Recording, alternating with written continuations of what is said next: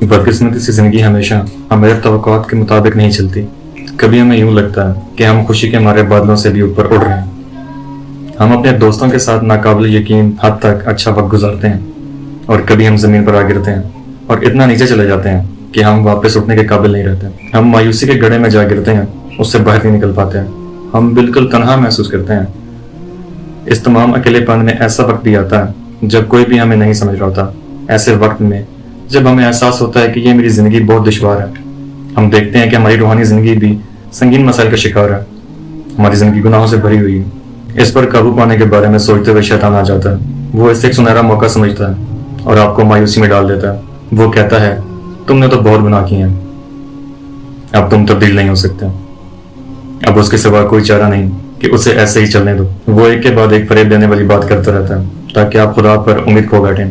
پھر وہ کہتا ہے، دیکھو تم نے زندگی میں کبھی ایک بھی فرض ادا نہیں کیا۔ تم ایک ایسے انسان ہو جو نماز بھی نہیں پڑھ سکتا۔ تم ایک ایسے انسان ہو جو گناہوں میں ڈوبا ہوا ہے۔ کیا تمہیں واقعی لگتا ہے کہ اللہ تعالیٰ تمہیں معاف کر دے گا؟ کیا تم اس گندگی سے باہر نکل سکو گے؟ وہ مزید کہتا ہے، اب بہت دیر ہو چکی ہے، اب توبہ میں بہت دیر ہو گئی ہے۔ تم سینکڑوں مرتبہ اپنی توبہ توڑ چکے ہو۔ جب تم ایک ایسے انسان ہو تو تم کیسے اپنے ہاتھ اٹھا کے اپنے اللہ سے دعا کر سکتے ہو؟ تم خدا کو اپنا چہرہ کیسے دکھا سکتے ہو؟ تو کوئی انسان مایوس کیسے ہوتا ہے جب کسی شخص کی مذہبی زندگی اور اس کے اعمال ٹھیک نہیں ہوتے؟ وہ جہنم کے وجود اس کی سزاؤں کا تصور کرتا ہے۔ پھر کیونکہ وہ اپنی عبادات کے فرائض کو پورا کرنے میں ناکام رہا ہے، لہٰذا وہ جہنم کے خوف اور مایوسی میں مبتلا ہو جاتا ہے۔ اس طرح نا امیدی سے شروع ہونے والا مزاج بڑھتا رہتا ہے، یہاں تک کہ وہ شیطان کی فوج میں شامل ہو جاتا ہے۔ تو ہمیں یہ سوچنا چاہیے کہ ہمارے دین میں سب سے بڑے گناہوں میں سے ایک اللہ تعالیٰ سے مایوس ہونا ہے۔ آپ جانتے ہیں کچھ لوگ کہتے ہیں کہ اللہ تعالیٰ مجھے کبھی معاف نہیں کرے گا۔ ایسا کہنا خود ایک گناہ ہے، بلکہ بہت بڑا گناہ ہے۔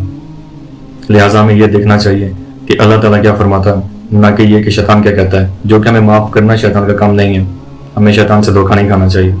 ہمیں اللہ تعالیٰ نے معاف کرنا ہے، اور وہ جو فرماتا ہے سورۃ الزمر آیت نمبر 53، اے میرے بندوں جنہوں نے گناہ کر کے اپنی جانوں پر زیادتی کی ہے، خدا کی رحمت سے نا امید نہ ہونا۔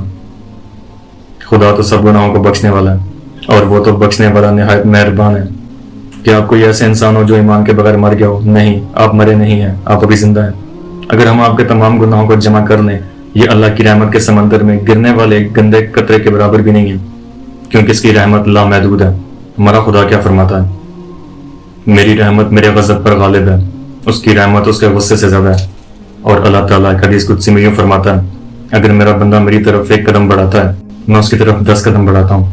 اگر میرا بندہ میری طرف چل کے آتا ہے تو میں اس کی طرف دوڑ کے آتا ہوں۔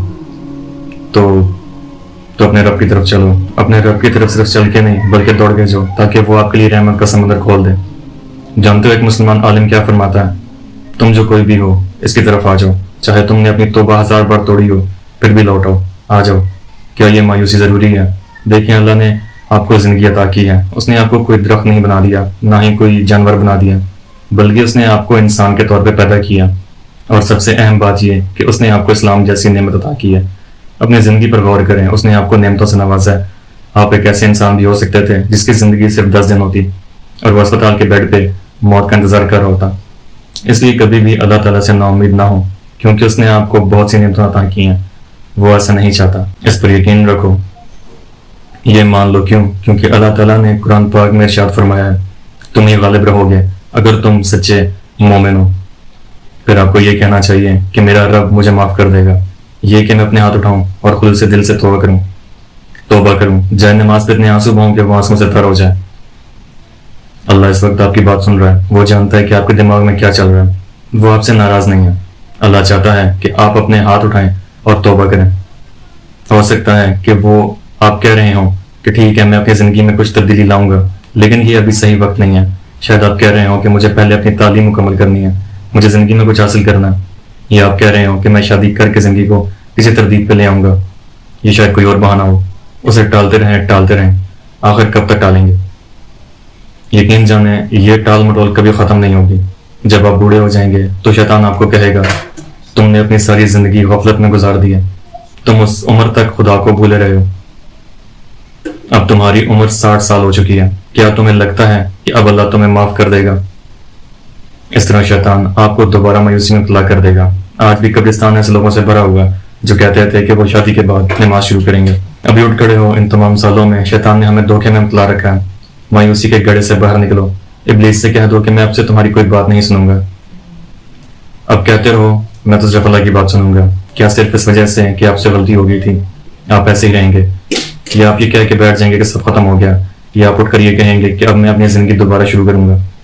اٹھ کھڑے ہوں اور نا امیدی کی گندگی کو اتار پھینکیں. اٹھ کھڑے ہو کیونکہ یہ کہنے کے لیے آپ کو کھڑے ہونا پڑے گا. تکبیر گئی ہے. اللہ اکبر.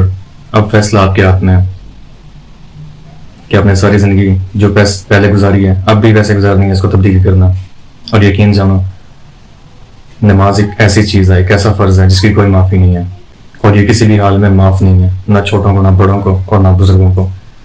تو جتنی گزر گئی اس پہ توبہ کرو، اٹھو اور آج سے شروع کرو. کل کو ہم کسی کو یہ نہیں کہہ سکیں گے کہ ہمیں کوئی بتانے والا نہیں تھا، سمجھانے والا نہیں تھا. ہم تک ہدایت پہنچ چکی ہے. اس ہدایت کو حاصل کرنا، اس پہ چلنا اب یہ ہمارا کام ہے، کسی اور کا نہیں ہے. اور کوئی ہماری جگہ نہیں آئے گا ہمارے اعمال کو چینج کرنے یا ہماری مدد کرنے. ہمیں خود ہی کرنا ہوگا جو کچھ کرنا. اور اس میں زیادہ وقت بھی نہیں لگتا، صرف اور صرف 5 یا 10 منٹ لگتے ہیں آپ کے، اور آپ کی ایک نماز کمپلیٹ ہو جاتی ہے.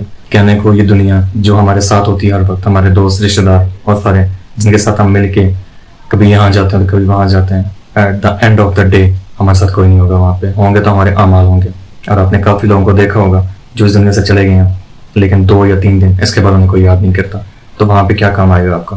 نہ آپ کے دوست، نہ کچھ اور، صرف اور صرف آپ کے اعمال نامہ جو کہ آپ کی نماز سے بنایا جائے گا. اور اس وقت ہم یہ بھی نہیں کہہ سکتے کہ شیطان نے ہمیں بھڑکایا تھا اور ہمیں غلط رستہ دکھایا تھا، ہم نا امید ہو چکے تھے، کیونکہ ہدایت آپ تک پہنچ چکی ہے. اب اس ہدایت پہ عمل کرنا آپ کا کام ہے، کسی اور کا کام نہیں ہے. اور آج سے شروع کرو اور یہ سوچنا چھوڑ دو کہ میں برا ہوں، میں جھوٹا ہوں، مکار ہوں، منافق ہوں، میں گنہگار ہوں. سب ہوتے ہیں. ایک بار توبہ کرو سچے دل سے، وہ قبول کرتا ہے. اس کے پاس چل کے جاؤ، وہ اپنا لیتا ہے، وہ چھوڑتا نہیں ہے کسی کو کسی بھی حال میں. تو آج سے نماز شروع کریں.